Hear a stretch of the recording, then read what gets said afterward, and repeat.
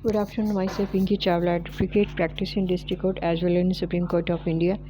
Today I'll discuss when the wife filed 125 CRPC maintenance case in the concerned family court.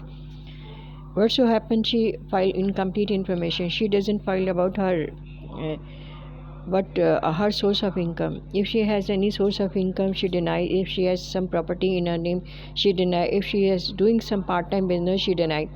She doesn't show in the enable court, and she hide all the actual thing, and she try to manipulate the court in that way that she is a helpless lady, she is not earning, although she is very educated, but still she doesn't have any source of income, she doesn't have any part-time income, she doesn't have any property in her name.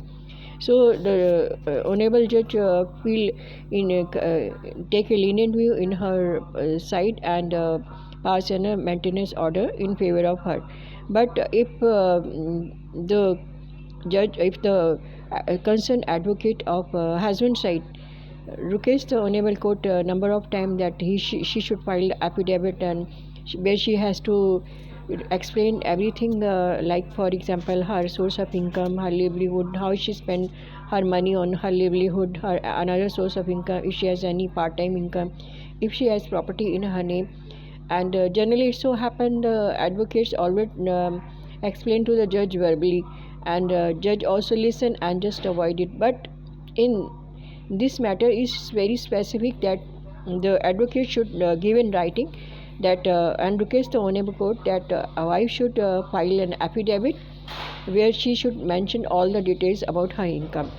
If he writes specifically, the judges be take a lenient view, and he will be forced that he should order his wife, the petitioner, that she should come with the actual affidavit. Only then the maintenance will be decided.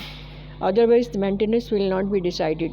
So I thank you so much for listening to me. If you have any queries in detail about this matter, you can feel free to talk to me. My number is 9818 277 131. Thank you so much.